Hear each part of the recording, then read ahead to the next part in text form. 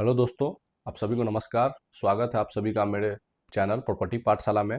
और आज का जो हमारा टॉपिक है, हम लोग जानने वाले हैं कि 2026 में हम लोगों को ज़मीन खरीदने से पहले किन किन बातों का ध्यान रखना है। सबसे पहले हम लोग जानेंगे कि कैसे हम लोग ज़मीन का पेपर को चेक करें, क्या क्या चीज़ें हैं जो हमारा वर्षों का कमाया हुआ लाखों रुपया को बचाने के लिए सबसे ज़्यादा महत्वपूर्ण है, और हमें एक सुरक्षित निवेश की ओर इस वीडियो के माध्यम से हम लोग आपको एक गाइडलाइन करेंगे तैयार, जिससे आप लोग एक अपना वर्षों का कमाया हुआ पैसा को बचा सके। चलिए हम लोग जानते हैं कि किन किन बातों का हम लोग ध्यान रखने वाले हैं इस वीडियो के माध्यम से।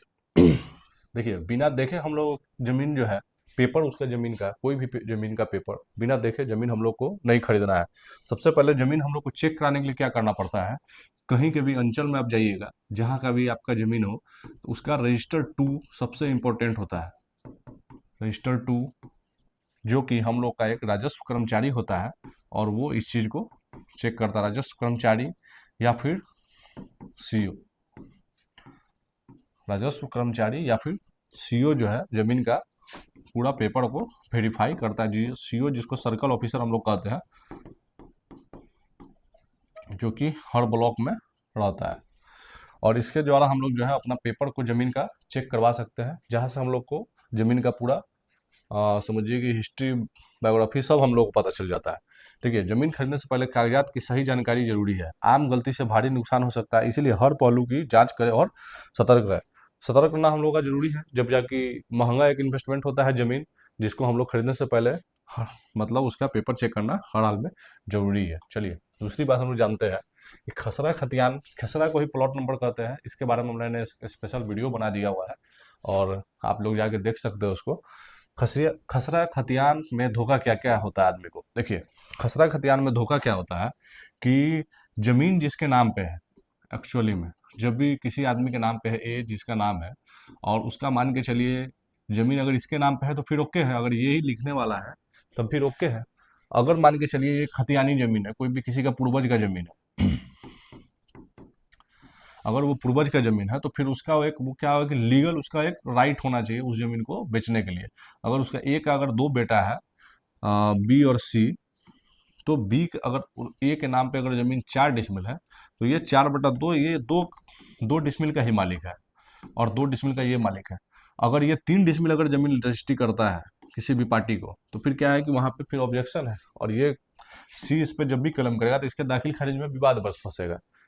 और ऐसा लाखों विवाद है हमारे बिहार में या फिर अदर स्टेट में, जिसके वजह से लोग क्या करते हैं, सालों साल कोर्ट का चक्कर जो है काटते रह जाते हैं, और वकील को पैसा देते रह जाते हैं।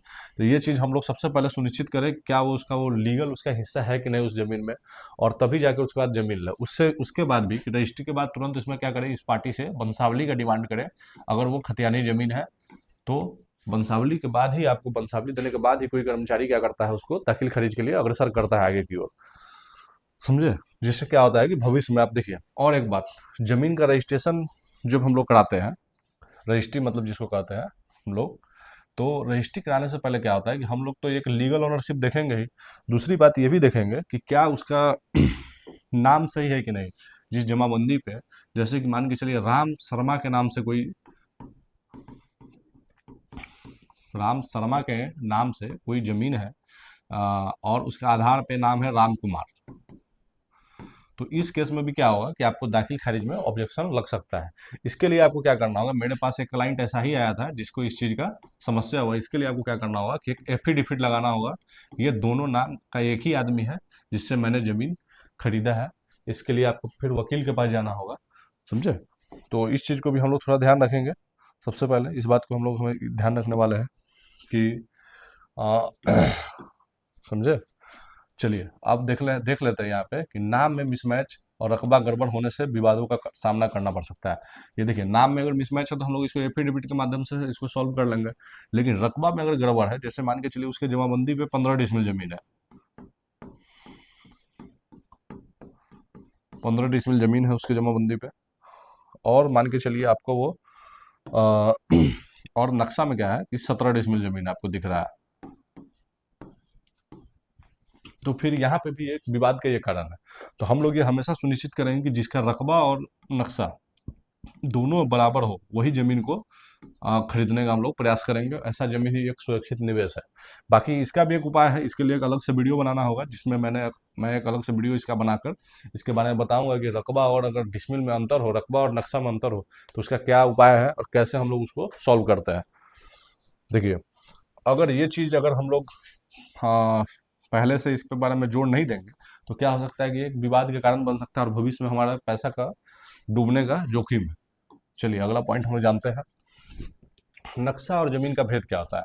जैसा कि अभी मैंने बताया कि 15 डिसमिल और 13 डिसमिल डिफरेंसेज अगर नक्शा और रकबा में है, तो फिर वो समस्या आपको हमेशा लगा ही रहेगा।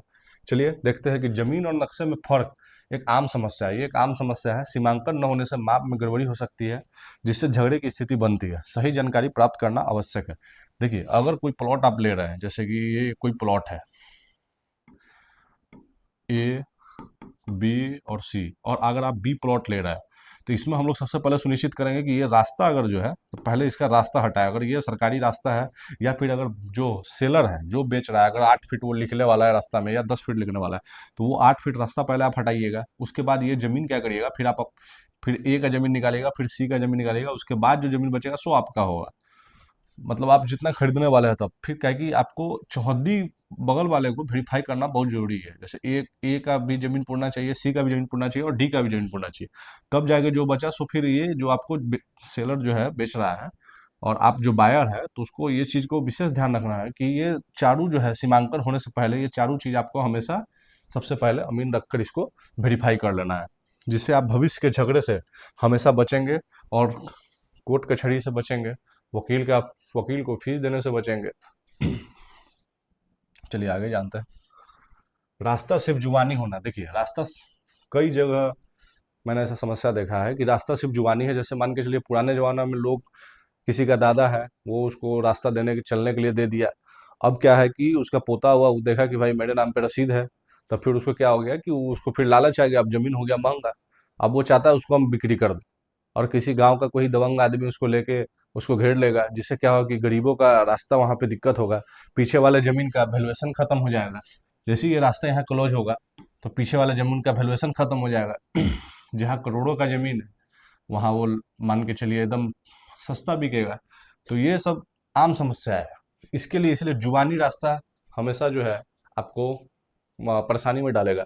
इसीलिए या तो ये बिहार सरकार में अगर ये नक्शा में अगर रास्ता है, तब फिर ओके, ये फिर ये ग्रीन सिग्नल है। अगर मान के चलिए ये फिर आपको कोई एग्रीमेंट करके दे रहा है, ये पीछे आगे वाला जमीन का जो अगर आप ले रहे हैं और पीछे जमीन ले रहा है, तो अगर कोई एग्रीमेंट करके दे रहा है, तो इस चीज को हम लोग फिर उसको बाई कर सकते हैं, फिर कोई दिक्कत नहीं है। चलिए, जमीन तक पहुंचने का कोई आधिकारिक रास्ता नहीं होना भविष्य में समस्या हो सकती है। इसमें न केवल कीमतें गिरती है, बल्कि संपत्ति के मालिक को भी कठिनाई का सामना करना पड़ सकता है। संपत्ति के मालिक है, और बहुत लोग ऐसा सोचता है कि अगर पीछे घर बना लिए तो फिर हमको रास्ता देगा ही। अब मान के चलिए वो आगे वाला का मर्जी है, अगर आगे वाला रास्ता आपको अगर 2 फीट देता है, तो फिर उससे आपको समस्या है ना, आप फिर उसमें जाइएगा, पैदल ही जाइएगा। आपको कभी गाड़ी नहीं रख सकते आप, आपका एक बाइक भी नहीं जाएगा, क्योंकि उसके हैंडल बाइक का ही 2 फीट होता है। तो ये सब चीज़ हम लोगों को हमेशा निवेश से पहले ये चीज़ हमेशा रास्ता का एक प्रॉपर एग्रीमेंट होना चाहिए, या फिर नगर पंचायत, नगर निगम, नगर परिषद से वो रास्ता पास होना चाहिए, या फिर बिहार सरकार रास्ता होना चाहिए नक्शे में। दाखिल खारिज की समस्या मैंने बताया, जैसा कि आधार कार्ड में और जमाबंदी में अगर डिफरेंसेस है, तब दाखिल खारिज में समस्या होगा। वंशावली नहीं लगाने पर समस्या होगा।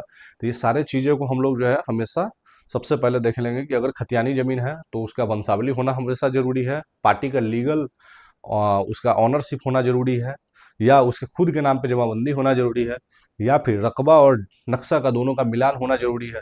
अगर रकबा में कभी कभी होता है कि जमीन ज़्यादा है और आपको नक्शा में कम है, आप तो पेमेंट कीजिएगा पूरा रकबे के हिसाब से, और आपको जमीन पता चला आप नापी करने गए तो वहाँ कम है, बगल वाले ने उसको कब्जा कर रखा है। तो तो इसीलिए वहाँ पे क्या है कि आपको नापी कराना है अमीन से सबसे पहले ज़्यादा जरूरी है। तो ये सब चीज़ हम लोग को जमीन खरीदने से पहले हर हाल में इस चीज़ों का पॉइंट का ध्यान रखना है, जिससे आपको दाखिल खरीद में समस्या ना फंसे। और दाखिल खरीद वही प्रोसेस है जो आपको एक लीगल उसका आपको कोई जमीन का ऑनर बनाता है। आप रजिस्ट्री तो करवा लेते हैं, रजिस्ट्री बस एक समझिए क्या है, वो एक ऑनरशिप आपको क्या कर रहा है कि ऑनरशिप एक ट्रांसफर कर रहा है वो, बस और कुछ नहीं। जब तक आपके नाम पे एक जमाबंदी नहीं क्रिएट होगा, तब तक आप जाके उस जमीन का असली मालिक नहीं हो पाएगा। लीगल ओनर जिसको कहते हैं, जो आप दावी दे सकते हैं, उसको कब्जा कर सकते हैं, तब जाके ही दाखिल खारिज ऐसा प्रोसेस है जिससे आपको एक लीगल ओनरशिप आता है और आप उस जमीन के, उस संपत्ति के मालिक बनते हैं।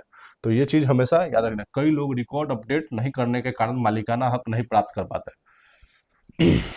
एक चीज आम समस्या जो गांव में है, गांव घर में या शहर में भी है, लोग क्या करते हैं पुराने जमाने के हिसाब से, वो पुराना है 1975 का रसीद कटा हुआ है, उसके बाद वो रसीद कटवाया नहीं, तो क्या है उस जमीन का परिमार्जन नहीं करवाया और डायरेक्ट रजिस्ट्री करवा लिए। और जैसे ही डायरेक्ट रजिस्ट्री करवा लिए तो फिर आपको क्या है कि समस्या आ रहा है, और समस्या आ रहा है तो फिर आपको उसका दाखिल खारिज नहीं होगा। तो इसीलिए पहले जो पार्टी है उसके नाम पे पहले परिमार्जन होना जरूरी है।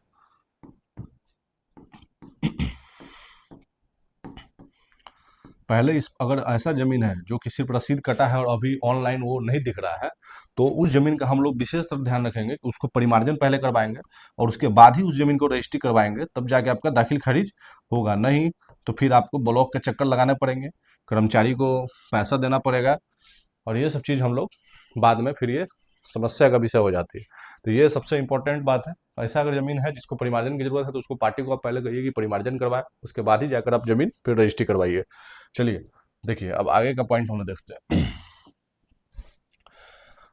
2026 में जो सरकारी शक्ति है, जो कि हमारे बिहार में और पूरे भारतवर्ष में लागू होने वाला है, बहुत जगह सर्किल रेट भी बढ़ने वाले हैं, 4 गुना होने वाले हैं। अगले वीडियो में मैं ये आपको बताऊंगा कि क्या क्या सरकार के द्वारा जो है सर्किल रेट में बढ़ोतरी किया गया है।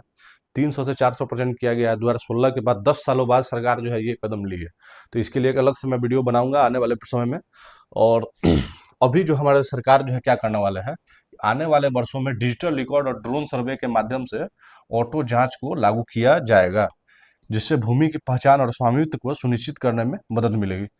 यह सरकार के द्वारा एक बहुत समझिए कि हाई हाई प्रोफाइल जो है, समझ लीजिए इसको, जांच है, जिससे क्या हुआ कि आप जो है कोई रजिस्ट्रार भी इसका गड़बड़ नहीं कर सकता था। पहले के समय में होता था कि वो वैल्यूएशन वैल्यूएशन जमीन का कुछ है, लिख कुछ दिए, और रजिस्ट्री किसी अलग चीज में हो रहा है। तो ये इसका क्या होगा कि एग्जैक्ट वैल्यूएशन जो है इसका सरकार सरकार इसका लगा पाएगी। तो ये चीज भी है। अब नया जमाना आ गया है, नया नया टेक्नोलॉजी अपडेटेड हो गई है, तो हर जगह फिर समस्याएं है। आप चोरी सरकार से नहीं कर सकते हैं, तो आपको अब सर्वे में आपको ये ड्रोन ही आपको दिखेंगे। चलिए,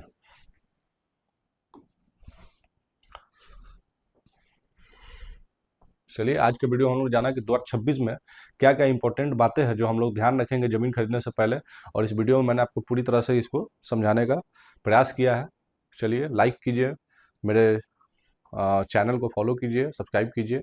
धन्यवाद।